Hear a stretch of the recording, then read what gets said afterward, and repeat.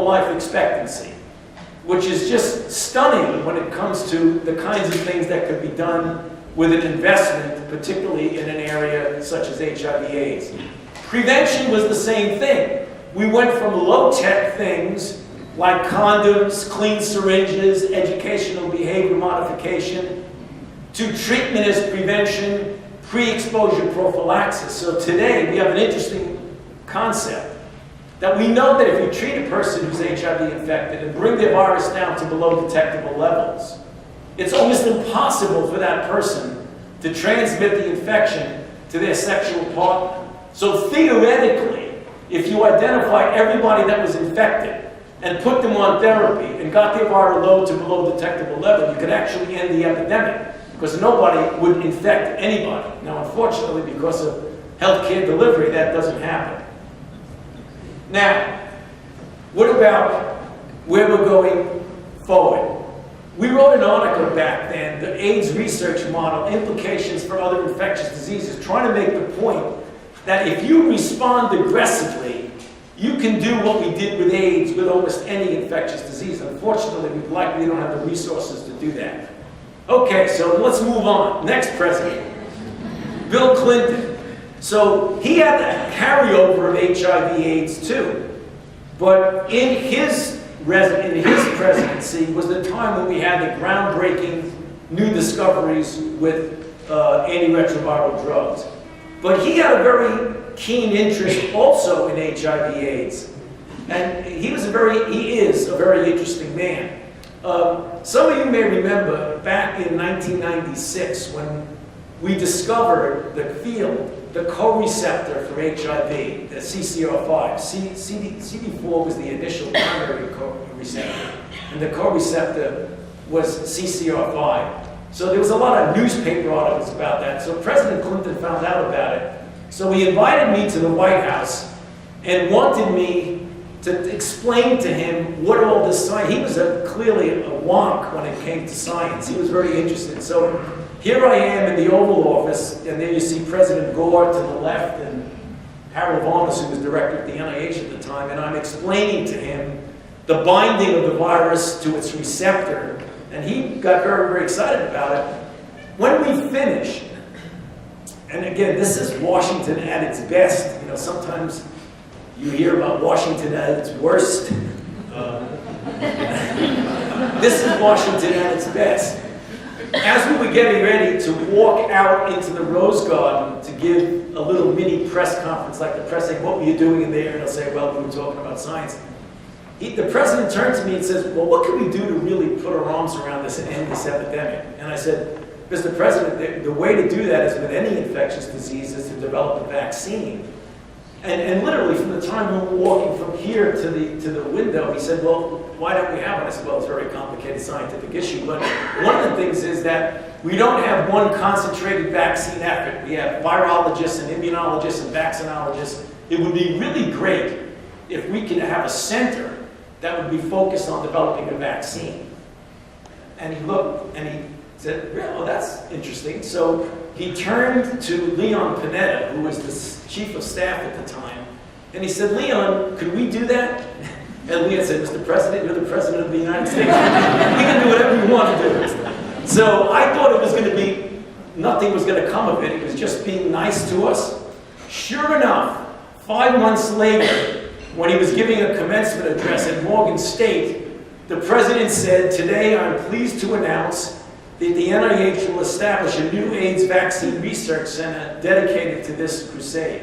So it was amazing. It was based on turning around saying, what can we do to promote the development of a vaccine? To now we have the Vaccine Research Center at the NIH, which is leading the way among many other good investigators throughout the country. But they got so good at it, we recruited people all from the outside, from all over the country, the best and the brightest, to work at this research center. And now are they not only doing work with HIV, but they were doing work on vaccines up to and including Zika and Ebola and others. So that was one of the things that would be a lesson, how one could contribute to the effort. Then something happened during the Clinton administration, was an example of of not a brand new emerging infection, but a re-emerging infection. Namely one that we've known about for decades, if not centuries, but it reappears in a new form, in a new geographic location. And you can guess what that is, some of you may remember. And that was West Nile virus, which was hanging around in Africa and the Middle East for centuries and never came to the Western Hemisphere until one day in 1999, either a bird, a mosquito, and or a person got on a plane in Tel Aviv and landed at Kennedy Airport. And then all of a sudden there was this new infection around the New York area and Long Island, which was clearly transported over from an area of the world. And some of you may remember, being epidemiologists, you know, there are certain things that are, I refer to them as an epidemiologist's dream. Not that you like disease, but it's interesting to see how it evolves, because this is what we saw. We saw a few cases in 1999, 2000, and I remember getting asked by the press, saying, are we going to have a big outbreak? And I said, well, I'm not so sure. I don't know, but we have mosquitoes, we have birds, and we have people. So we have all the three ingredients to have an outbreak. And sure enough, by the time we got to 2002 and 2003, we had thousands of cases. And since much of West Nile is asymptomatic, despite the fact that it's a neurotropic virus and people can get meningoencephalitis that is fatal, that there are many, many more cases than you realize. So what we did, and here's another interesting lesson, because there were maybe 7 or 8 or 9 or 10 lessons that went throughout the discussion, is that we started to develop a vaccine for West Nile, a DNA vaccine. We did preclinical, we did phase 1 studies, it looked good, it was safe, it was immunogenic, but no pharmaceutical company wanted to get involved in developing the vaccine because they didn't see it as a commercially viable product. That's important because, again, lesson learned is that when you have a public health issue whose intervention is not money-making, that's when the federal government has to make an investment to get it jump-started, because it might not ever happen. We're going to get to that in a few more minutes when we talk about what happened in subsequent years. So let's move on now to George W. Bush. Again, HIV transitioning into subsequent administrations. But a couple of other things happened, and this is another example of, it's uncanny how in the first year of an administration, some emergency happens that you're not prepared for. And we all know what that was with George W. Bush, and that was the terrible events of 9/11, which was just several months after he was sworn in 2001. But for us, as an infectious disease community, another thing happened that was juxtaposed with that. And that was the anthrax letters that were sent to members of the Congress, in this case Senator Lay and Senator Daschle, and members of the press, which opened up an entire new area of infectious disease threat, namely deliberately released microbes. And we wrote about that in Nature Medicine, about bioterrorism being a clear and present danger. And it's a very interesting quirk of fate because of the concern now that terrorism loomed large and bioterrorism might be another component of terrorism. The federal government invested an enormous amount, billions of dollars, created an entire new department, the Department of Homeland Security, but also felt that since bioterror was important, we developed a strategic plan and a research agenda. And we, NIH, my institute, was given, amazing, $1.6 billion into our base in order to develop countermeasures against bioterror agents. I had a lot of discussions with the president and with Tom Ridge, who was the Homeland Security person at the time, that we would accept the responsibility for making countermeasures against anthrax, tularemia, plague, botulism, hemorrhagic fevers, all of the things that were in the category A list, provided we would be allowed to spend the money for what I thought was an even greater threat, namely naturally emerging and re-emerging infections. And in fact, we got the buy-in of the president because just by pure circumstance, the president was flying up to Pittsburgh, to the University of Pittsburgh, because they had developed a computerized network of determining the outbreaks in various places throughout the country to see if by computer monitoring, you could determine if there's an unrecognized outbreak in a different city. That was pretty good stuff at the time. It was very sophisticated. So he flew up to Pittsburgh and he invited me to join him on Air Force One. And on the trip up, you know, I was in the back, didn't have a chance to talk to him, but on the trip back, he invited me up to the cabin and we had this conversation. He said, "Tony, what scares you the most about potential microbial threats that a terrorist might use?" And I took the opportunity to tell him that, "Mr. President, I worry more about the natural occurrence of something like an influenza pandemic or the ongoing plague of HIV than I worry about a bioterror threat." And it was then that he bought into, to his great credit, the fact that we need to worry as much about natural emergence of infection than deliberate emergence of infection. And that's when the press started taking up on that. And this is one newspaper article from Newsday: "The worst bioterrorist may be nature itself." No sooner did they write that than the famous scare, which still permeates it today, about the pre-pandemics, namely the birds and swine flus that are out there and we're afraid are going to, quote, mutate over to become a pandemic. And that was the now beginning of our preparation for pandemics. And in this case, it was the H5N1.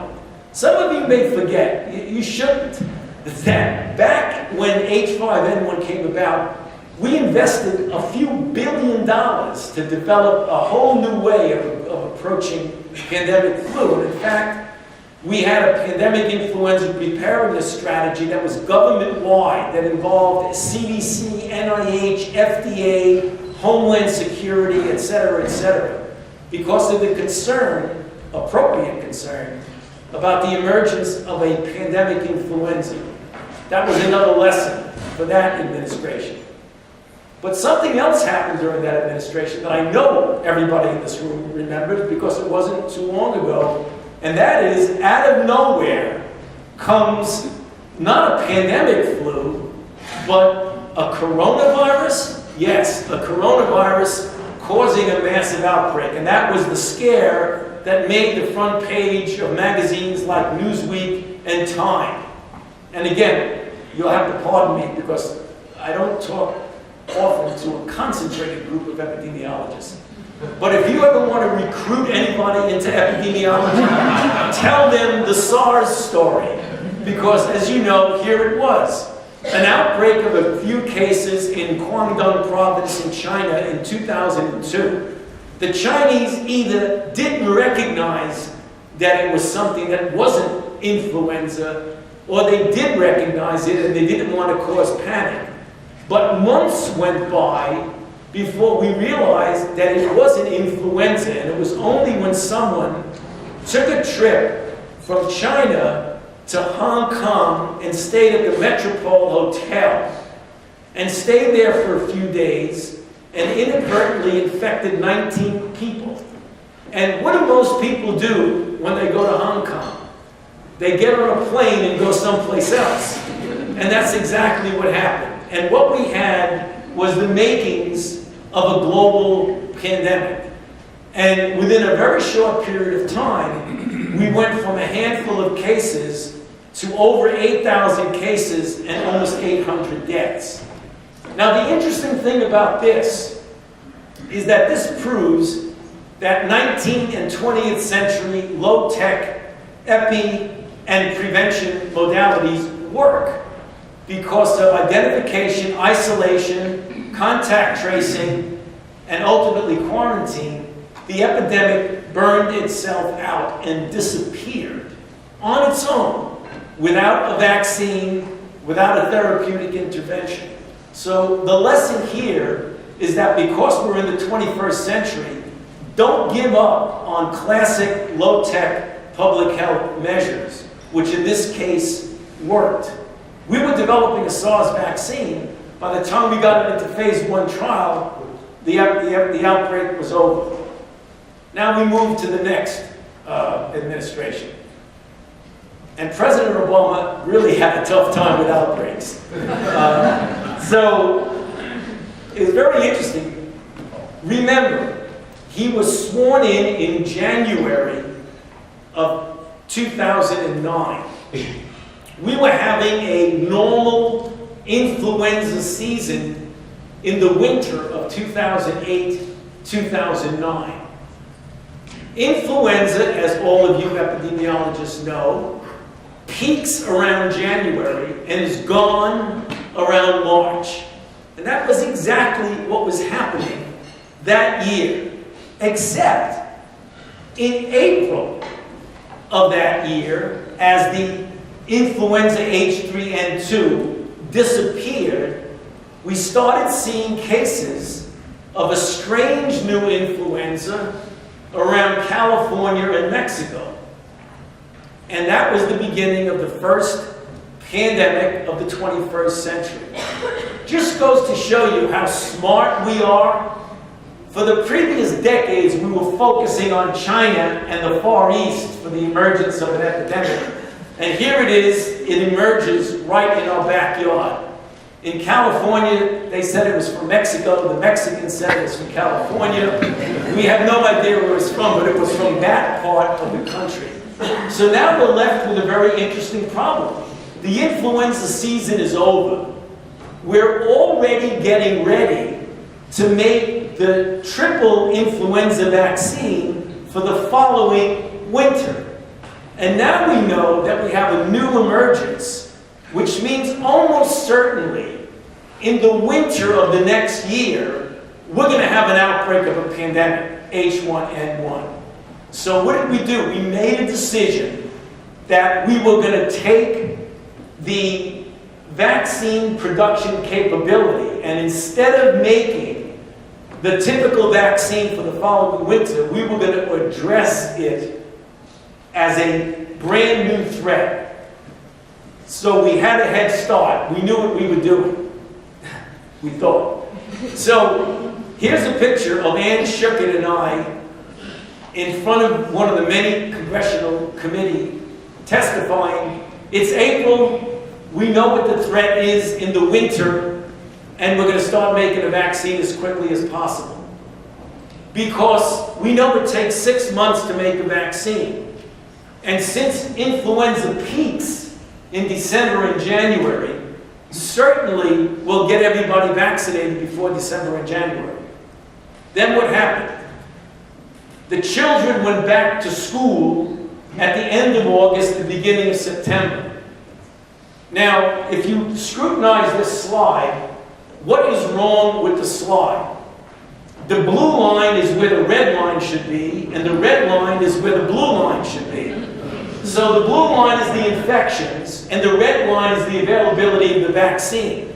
So the vaccine became thoroughly available after the epidemic peaked. So this is me telling them we're going to do our best to get it ready.